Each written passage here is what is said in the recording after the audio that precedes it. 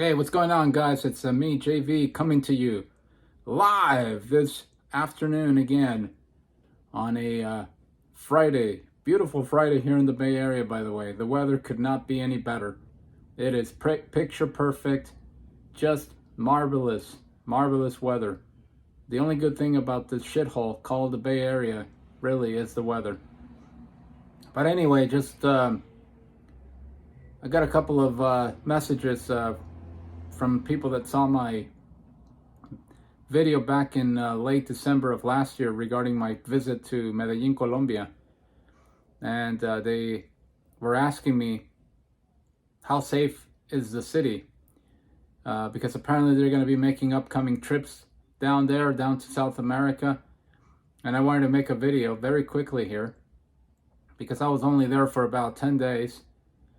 And I gotta be honest with you guys. When I got there, the first 3 days, I was completely naive. I was not very aware of the reputation that the city had, and I'm not talking about the 80s when Pablo Escobar was running the city and the drug cartels and everybody was getting gunned down and the city was a complete and utter war zone. I'm not referring to that period of time of the city. I'm talking about recently. I'm talking about the last decade or so. And I really didn't know, some parts of the city where it could be pretty dangerous, where they can pickpocket you, where they can really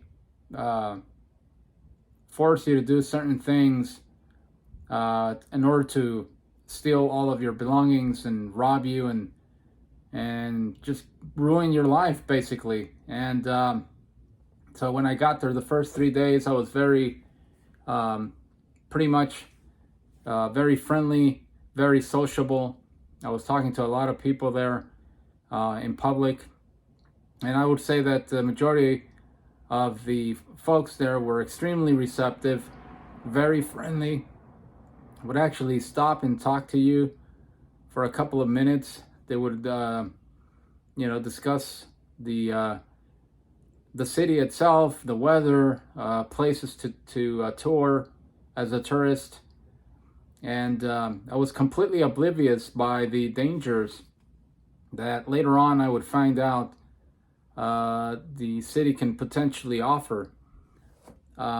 Once that happened, I really stopped talking to people. I wasn't as sociable as I was at the beginning. I would just walk around on my own. I would use my phone to get around certain places that I wanted to visit. I went to the downtown area several times, El Centro, which could definitely be very dangerous if you go out on the wrong time of the day. And when it gets really crowded, if you're not pretty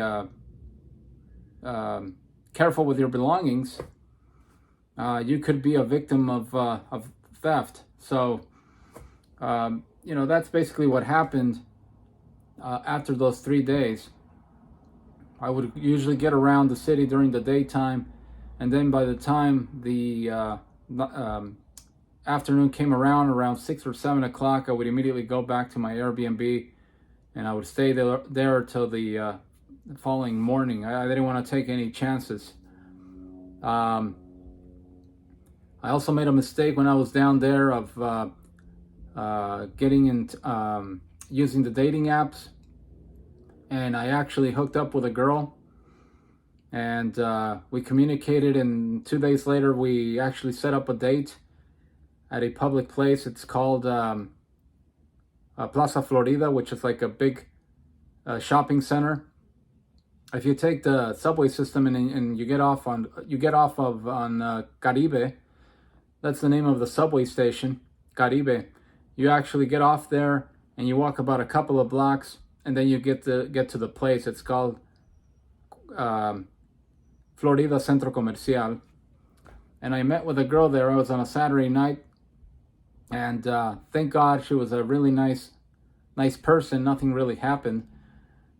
But I've heard stories I've heard stories where some women work in conjunction with um, bar owners, with restaurant owners, even banks, believe it or not. They all work in cahoots to drug you and essentially rob you of your money. If you have a debit card with you or if you have a credit card, they actually do that. I've heard stories of foreigners getting involved or being victims of this. So I was very lucky that nothing really happened to me. I was with her for about a couple of hours. And then she had to go to her house because she was going to have a family party, or they were actually having a family party. And so I basically called a Didi, and the Didi arrived and it took her to her place. And then I called my own Didi and I went to my Airbnb. So luckily for me, nothing really happened on that night. And yeah, to answer the question, for my own personal experience, I never witnessed anything crazy.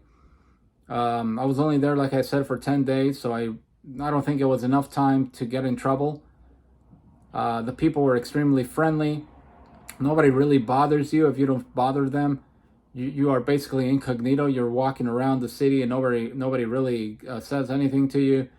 There was a couple of guys that asked me for money.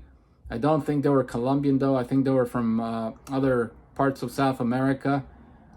But it was a pretty friendly ask. It wasn't threatening or anything like that.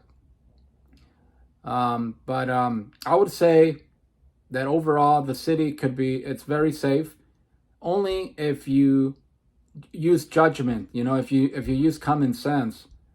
If you use common sense and you're not out and about late at night hooking up with prostitutes or going to bars and getting wasted, getting drunk, that's the worst thing that you can possibly do in a foreign country. I don't care where you are, especially in the third world country.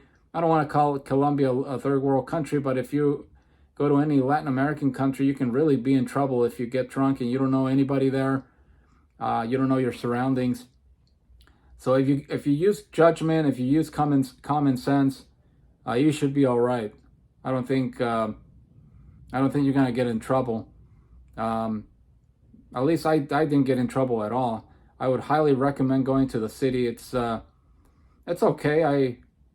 There's not a whole lot to do really, but the weather is great.